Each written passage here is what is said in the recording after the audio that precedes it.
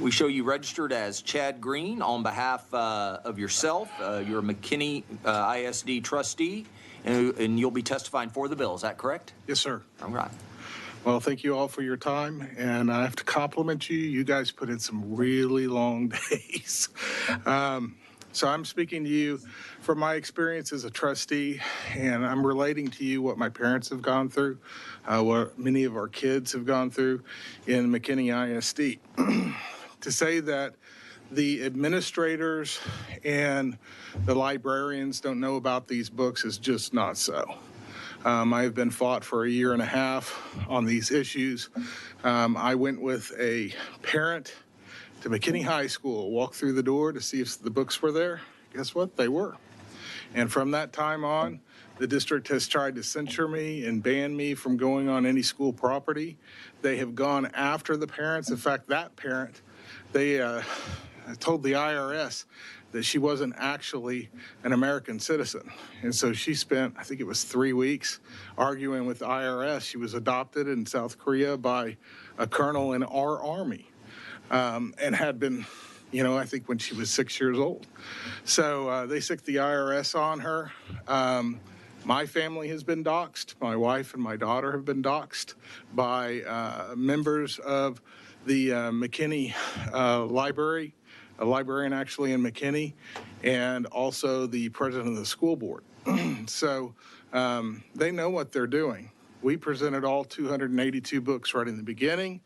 They refused to follow their own protocol, which if we faxed those books and listed those materials and what we objected to, they should have taken them all as a grievance. They took none of them as a grievance, and in fact said you didn't follow the protocol, but they couldn't point out where in the protocol that we didn't follow. Just to get one book out of the district happened about 2 months ago, and it took a year and a half, and that was The Bluest Eyes, a very disgusting book. And our superintendent, you can go watch the videos, proudly said, hey, we've only exposed 75 kids to these books in open session. And so I guess we're serial child abusers under that rule. The problem is when you look at this, if kids are taking books out of the library, they're showing them to other kids.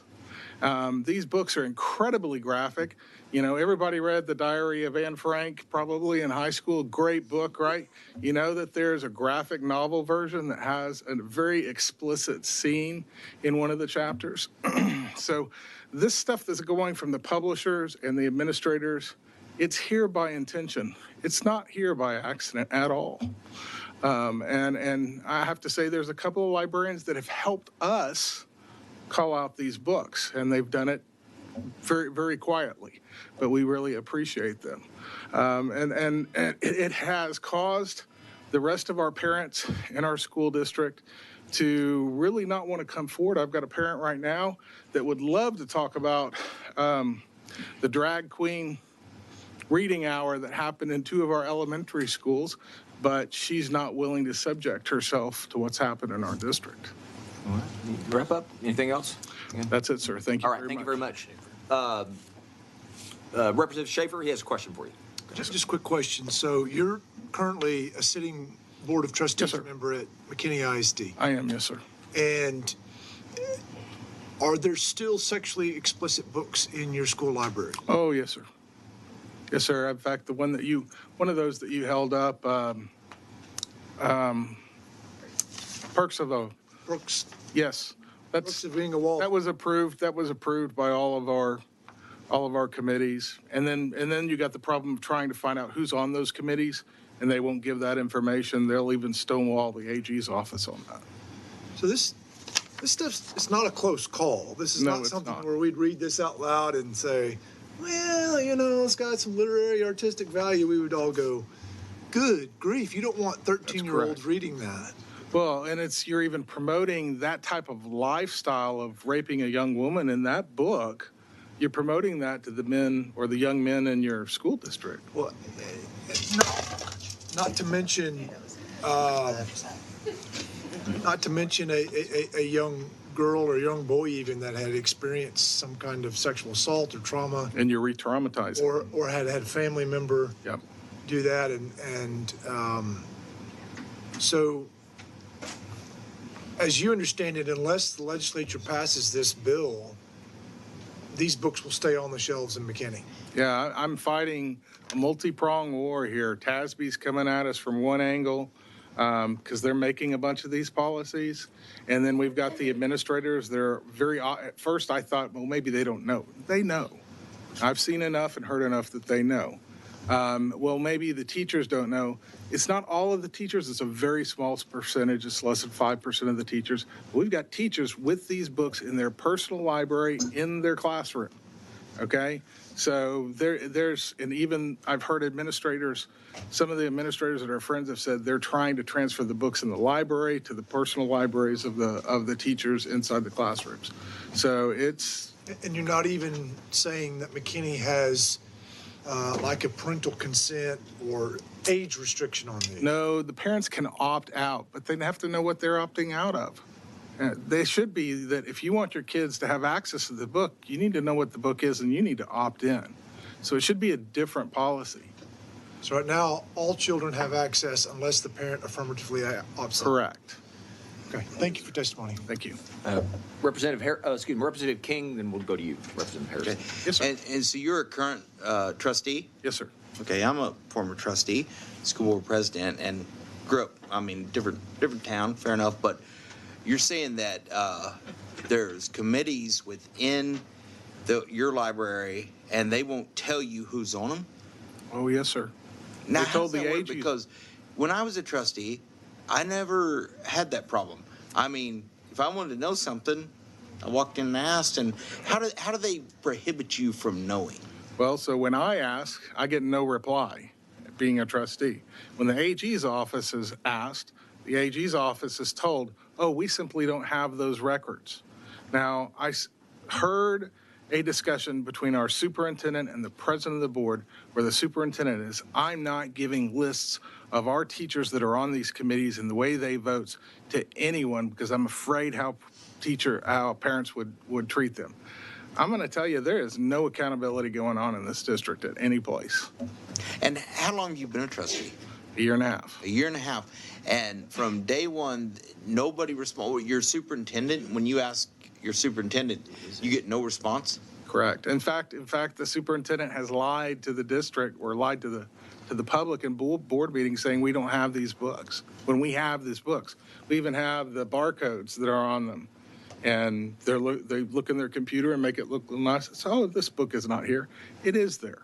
So your other 6 board members, are they aligned with you? No. Okay. Most of them are former employees of the school district. Yeah. Okay. So the team of 8 doesn't exist in McKinney. Team 7. I would say it exists on the other side. Yeah, I would say it's on the other side, and I'm not going to play ball with that. If it's going to hurt kids, I'm not doing it. And so, our focus needs to be on education, math, reading, writing, arithmetic. We need this sexualization, and it goes way beyond just the books and the drag queen reading hour. It goes with kids advertising their sexuality, wearing furry costumes, animal costumes. Our district has rules against dress, in dress code. They don't enforce any of those things. So what it is when you get to McKinney schools, it's all about what your sexuality is. And this is being promoted by adults. This is not coming from the kids. This is being promoted. So on the entire board, when you vote to non-renew your superintendent's contract, you're going to be voting alone. The rest of them? Yeah, he's decided to retire. Okay. Yeah. And I don't agree with the person that they've hired as the new superintendent. They hired him from within the district, and he was, I just don't agree with him. I think he's going to be a continuation of the old regime that was there. Yeah. Fair enough. Thank you. Thank you, sir. Representative Harrison. Thank you, Chair. Thank you for your testimony. Just one last question to pick up where Representative King left off. Is the superintendent responsive to questions like the ones you're asking to other trustees in your ISD? They don't ask these questions. They go with what they're spoon-fed from the district. The way that they act is as if the district employs them. Does that make sense? So I'm not even sure they would ask that question. Yeah, no, I'm genuinely trying to get my head around this because as a trustee of a school board, are you or are you not elected by the voters? You're elected by the voters. Are superintendents elected by voters? No. Who works for who? The trustees work for the superintendent, or do the superintendents work for the trustees? Superintendent's supposed to work for the trustees. Okay, I appreciate you clarifying that. The reason I actually wanted to ask a question is because you made a comment sort of in passing that TASB sets some of these policies. I was wondering if you could perhaps expound upon that. Well, I heard from Julie Pickering today that TASB is going to be inputting a new policy to try to change the way that different districts across the state vote. They're putting it in their consent agenda for this next month. And it will be that everybody will be at large, and it will be everybody running against everybody, and the top 3 vote getters are the ones that get the seats. So it's kind of everybody's in the same pot. This is a big example of TASB actively inserting themselves into district policy. They always do that. They're writing the policy. And to get the school board, I've tried to talk to the other members of the under trustees of the board multiple times to change their positions on things that we needed to change the language. They won't do it because this is from TASB. You know, these policies are written by TASB. Are you and the other trustees in McKinney ISD aware that there's no requirement whatsoever for your school district or any school district in the state of Texas to be a member of TASB? I'm aware of it, and I've told them that I believe that they believe in TASB. Okay. TASB is not the organization they were 15 years ago. They're just not. Has TASB been involved, again, just to clarify for your previous question, has TASB been involved in any way in your district policies as it relates to books in the library? Absolutely. They have? EF Local, all those were written by TASB. Mm-hmm. Thank you, sir. And our district doesn't follow any of those. So. Thank you, Chairman. Members, any more questions? Hold on just one second. Representative Cunningham. Thank you, Mr. Chair. Just one other question, because I too was a school board member, some 12 years, twice as a president. So if I understand you right, you guys are going to change the way you guys elect your board members now to go cumulative. Basically, the top 4 board members, whatever, are going to be elected. Well, that's what I'm told TASB is sending out as a policy that's going to be put through in our consent agenda. Okay. So I haven't seen it yet. I just heard about it today. So I'll be looking at that. Yes, okay. sir. Okay. And so the policies that that you currently have in place, you guys are actually going by, I guess it's called TASB 990 or whatever it is. Is there a book policy? That's what you guys use? Right. We have two elected trustees that are at large, and the rest of the trustees have specific areas. Yeah, single districts and stuff. Okay. Yes, sir. And so you're gonna change that then from a 7-member board? Yes. I don't want to change that. No, sir. Okay. Okay. From a 2-5, you're gonna change it. Correct. And what you're being told. That's what I'm being told. And so back to this committee, and I guess really has the current superintendent already retired? He has officially retired. Yes, sir. Okay, so you got the new superintendent, and are you still getting the same pushback? Well, when he steps in I think it's about 20 days now, I probably won't get the same pushback. We'll see. He was in the administration, deputy superintendent in the administration, so I don't know. Okay. It's hard for me to speculate on that. Okay. Well, thank you for your service, sir. Yeah, thank you. Thank you, Mr. Chair. Members, any more questions for this witness? Thank you. All right. Thanks for being here.